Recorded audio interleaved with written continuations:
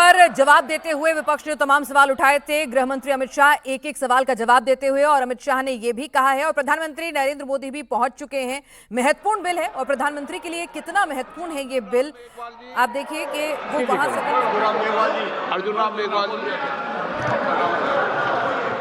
धन्यवाद अध्यक्ष जी, आपकी अनुमति से मैं प्रस्ताव करता हूं कि भारत के संविधान का और संशोधन करने वाले विधेयक, संविधान 131वां संशोधन विधेयक 2026 पर विचार किया जाए।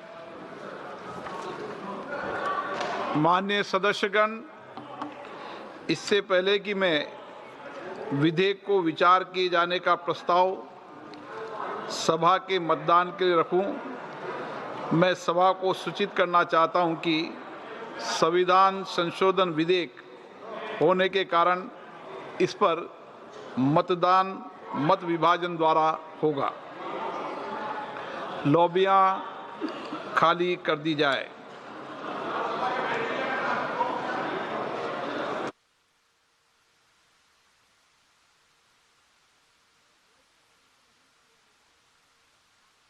डिवीजन यानी कि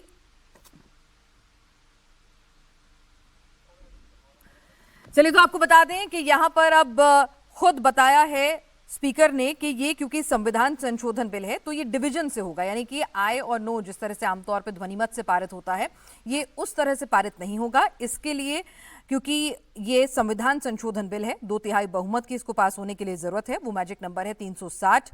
अगर मौजूदा सांसद, उपस्थित सांसदों की बात करें, अगर 540 के 540 सांसद उपस्थित हैं तो ये नंबर 360 होता है। इसमें से अगर कुछ वॉकआउट कर जाते हैं तो फिर ये नंबर थोड़ा नीचे आ जाएगा, लेकिन 2/3 आपको संख्या बल चाहिए। तो इसके लिए डिवीजन होगा, यानी कि आपको वोटिंग करनी होगी। तो वोटिंग के लिए उन्होंने कहा कि लॉबी क्लियर हो जाए और हर सांसद अपनी जो उसको डेजिग्नेटेड सीट होती है उस पर वो बैठेगा और वहां पर आकर जो तमाम अधिकारी होते हैं जो संसद के तमाम कामकाज को चलाते हैं वो उनको ब्रीफ करेंगे एक एक सांसद को। हालांकि ये जब आप सदन में जाते हैं तो उसकी रूटीन प्रक्रिया में जो ट्रेनिंग होती है सांसदों की उसके अंदर उनको ब्रीफ किया जाता है, लेकिन नियम ये कहता है कि पूरी लॉबी को क्लियर किया जाएगा।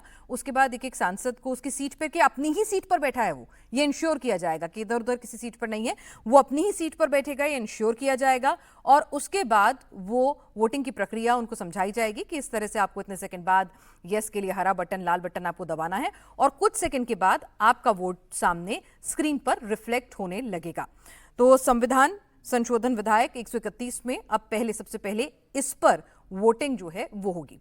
और आपको बता दें कि जो संविधान संशोधन, यानी कि अगर आपको संविधान में बदलाव करने हैं तो आपको जो मैजिक फिगर होता है सरकार के लिए, जो 272 का फिगर है वो नहीं चलेगा। आपको 2/3 जो सदन के अंदर मौजूद सांसदों की संख्या है उसका 2/3 आपको उस बिल के पक्ष में लाना जरूरी होता है। तो मौजूदा सदन की संख्या 540 है और मैजिक नंबर 2/3 के लिहाज से पहुंचता है बहुमत के लिए, यानी कि ये संशोधन पास होने के लिए 360।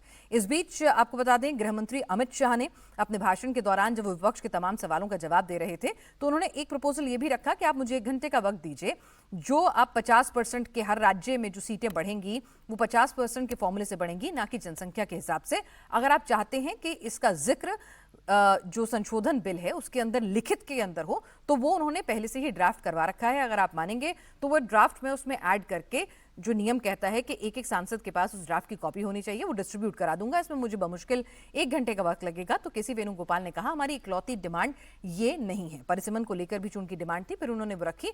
तो यहाँ पर गृह मंत्री अमित शाह ने कहा कि वो इस बात को नहीं मानने वाले हैं। तो एक बात जो थी विपक्ष की, जो लगातार वो कह रहा था कि 50% फॉर्मूला आपने कहीं लिखा नहीं है, तो उसको मान लिया गया है। तो अब आपको बता दें कि अर्जुन राम मेघवाल, उन्होंने सबसे पहला जो प्रपोजल है 131वां संशोधन विधेयक जो है उसके लिए उन्होंने प्रपोजल रखा है।